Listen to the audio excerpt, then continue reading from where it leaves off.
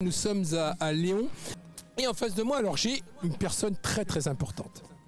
Sylvie Boutmy, qui est la présidente de Contisculture Cinéma. Et alors c'est quoi? C'est l'association qui s'occupe de ce beau festival, n'est-ce pas? Absolument. Elle a été créée décembre 2020 quand Betty et Rainer ont passé la main pour ce fabuleux festival qui fête cette année ses 30 ans. Voilà. Alors je vais peut-être reprendre la main tant que Eric trouve quelqu'un pour lui faire du bouche à bouche. Toi, ça va, Eric? Les platanes vont avoir j'ai dans la gorge. Vas-y. J'ai pas trop d'idées de questions. T'as pas d'idée de questions?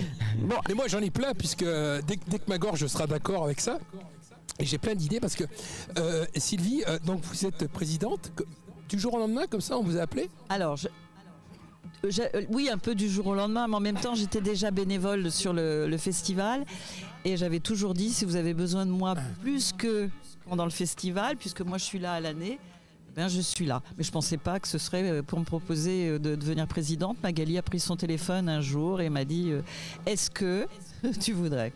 C'est quoi le rôle d'une présidente? Alors ça dépend un petit peu de... Moi, c'est pas moi qui ai créé cette association, donc c'est différent. Ouais, moi j'ai créé des associations, c'est différent. Moi je considère ça comme un accompagnement. On a des pros, Magali Poivert et Mathias Fournier, plus il y a Laïma, Célia. Moi c'est là pour accompagner un peu, je vais dire une présidente doudou. Ouais. Pour être là s'il y a des soucis, mais s'ils ont besoin d'un regard extérieur, voilà, c'est vraiment un accompagnement. Alors, comment tu te situes avec le cinéma? Parce que quand même, une association cinématographique, on est obligé quand même d'avoir un amour du cinéma. Oui, quand j'étais lycéenne, j'étais déjà au ciné-club de mon lycée. Ouais. Après, quand j'ai fait des études, j'ai fait des études d'anglais. Il y avait tout un truc sur le cinéma américain, ça j'ai adoré. Et oui, cinéphile vaut mieux, c'est quand même... Mais le court-métrage, en plus, c'est quelque chose de spécial. Oui, alors justement, le court-métrage, comment tu l'abordes? En regardant. Il y a des choses... c'est assez étonnant de voir ce qu'on peut faire en une demi-heure ou 3/4 d'heure.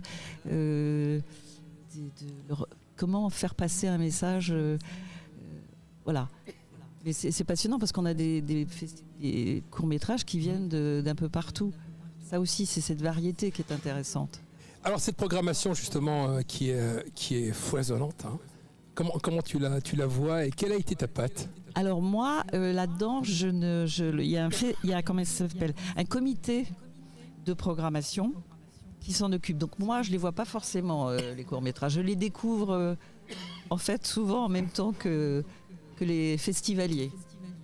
Voilà. Et quel est justement dans ce programme, on en parlera au cours de ces 2 heures, on va parler de ce programme, il y a plusieurs programmes, plusieurs rencontres. Quel est le film que tu attends?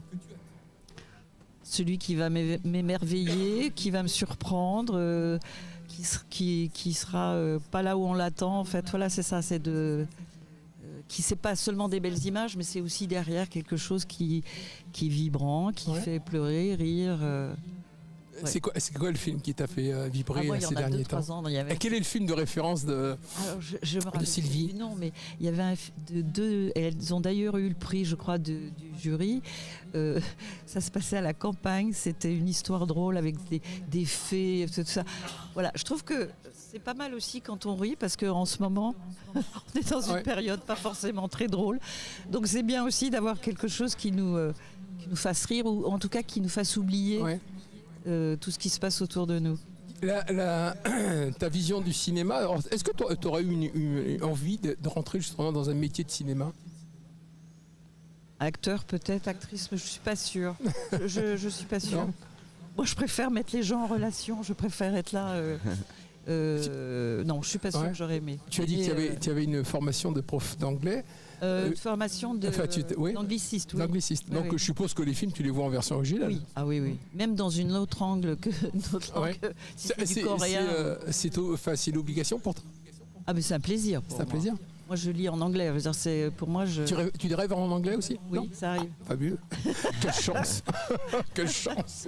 Tu rêves toi en anglais, Antoine? Ah non, du tout. Ça viendra. J'essaye de parler un maximum anglais, mais c'est compliqué. Et qu'est-ce que vous préférez, vous, les films, les longs métrages ou les courts métrages? Qu'est-ce qui est le mieux?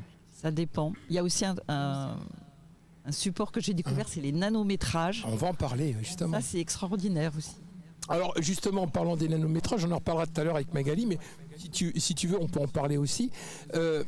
C'est une manifestation qui aura lieu samedi, donc une manifestation que moi, personnellement, qui suis adepte des festivals de cinéma, je ne connaissais pas. Je suis très curieux de voir ça. Donc c'est du nanométrage. Nanométrage, pour ceux qui ne sauraient pas exactement ce que c'est un film de 45 secondes. C'est super court. Super court, mais c'est super puissant. Mais c'est super long aussi. Regarde une publicité, c'est 30 secondes. Oui. On raconte des choses dans les publicités. Ouais. Donc 45 secondes. Je suis curieux aussi. Et justement, qu'est-ce que tu attends de cette manifestation? D'être pareil, d'être époustouflé. Et déjà, j'en ai vu quelques-uns quand on faisait les tests son. Et c'est incroyable. Incroyable. Et ça n'a pas l'air, mais c'est énormément de travail pour 45 secondes. C'est l'enfer, c'est Platane. Et je me demande si c'est pas le festival qui a inventé, non pas le nanométrage, mais le fait de l'introduire, de faire un prix pour ça. Oui. Alors, Biarritz va pomper sur vous. Normal. Biarritz a pompé sur vous. Mais alors, cette fois-ci, c'est en 2 minutes. 2 minutes. Chez eux, c'est 2 minutes. Oui. Mais oui, ils sont pompés sur vous, évidemment. On dira ça. Mais bon, que ce soit 2 minutes, 45 secondes, on raconte plein de choses. Voilà. Et alors, quel que soit le support, c'est ça, on est bien d'accord, hein? Tout à fait. On peut le regarder avec un portable ou avec n'importe quoi. On peut le faire avec n'importe quoi. Oui. Avec un portable ou avec un appareil photo, enfin ce que tu veux. Une tablette.